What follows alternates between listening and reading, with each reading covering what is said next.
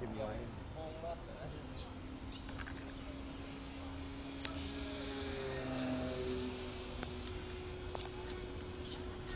สปีดร้อย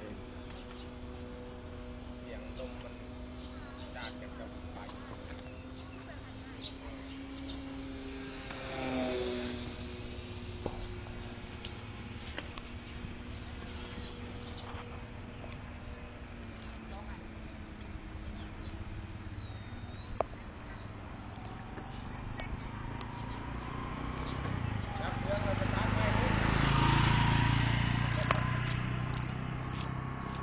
เครื่องมันหนัก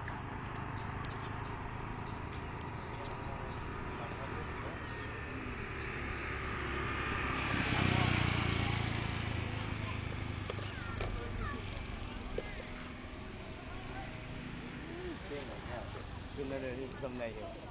ก็เลยสาหัสเนี่ย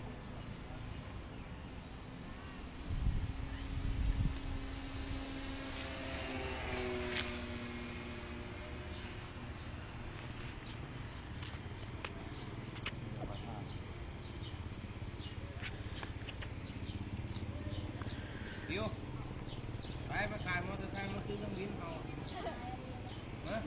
เนื้อเดี๋ยวมีใจเลยพอเดียวเด้อจ้ะเป็นเต้นนะว้ายเอาซุ่มด้วย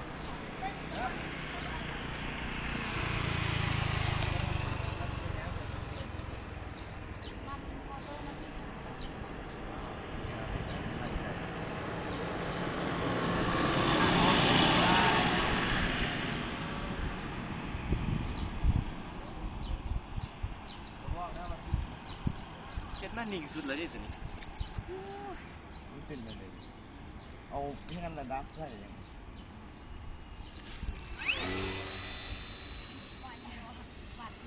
มันหอบอยู่ใดนี่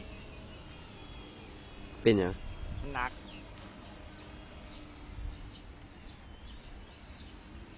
แบตยังงงแล้วแล้วก็ทีอะไร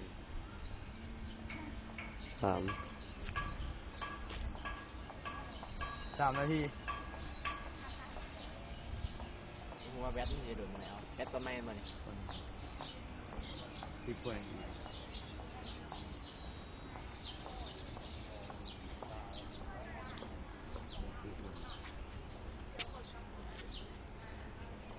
ลงก็ต้องใช้อัน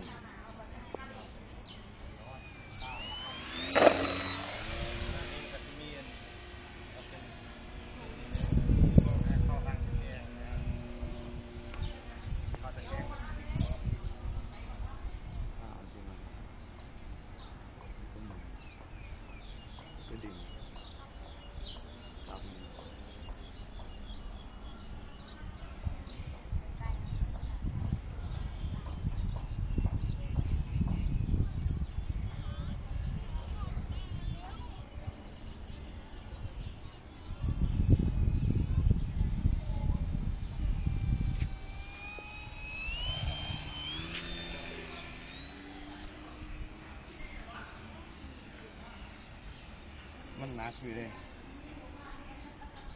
นี่สุดนั้นมันมาทางนี้มันหญิงลมมันตาล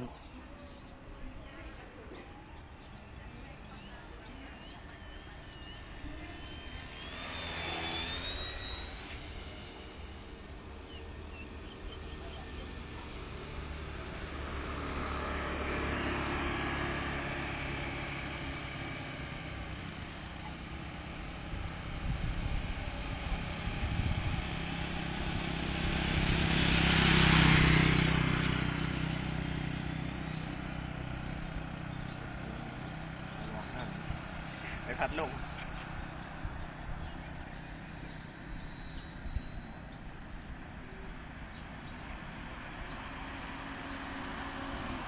ปั้นแตก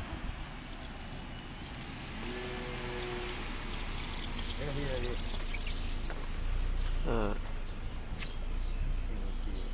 ไปใกล้น้ำไม่ได้เลยโดนขยันนี่กันแล้วน้ำเนี่ย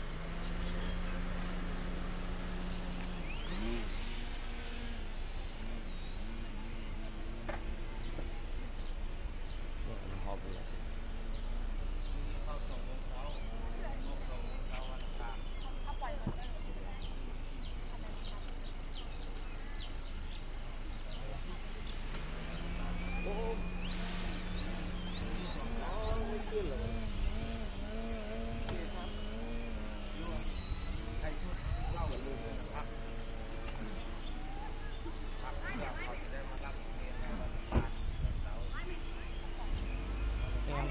เร่งสูดแล้วขึ้นมีไร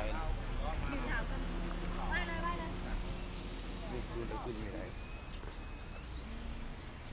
หมดตีมันหลอกช้าเขารอบไปเร่งสูดนี่1,400 รอบนี่บึดเลยเดี๋ยวมันค่อยๆขึ้นหอด1,100มันก็เสา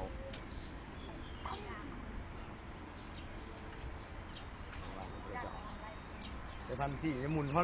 ฮอด1,400เขาเร่งถึง100หมุนฮอด1,400แล้วก็ช่างขึ้นเลยครับ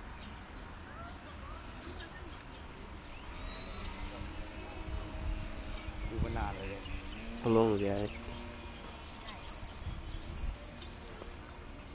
เต็มที่นะครับนี่ก็คงนั่นแบบสปีดมันนี่อ่อนมา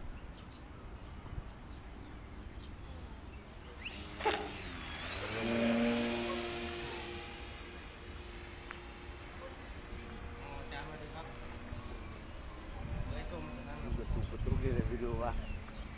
แบตมันสิเบิดแล้วเวลาเอง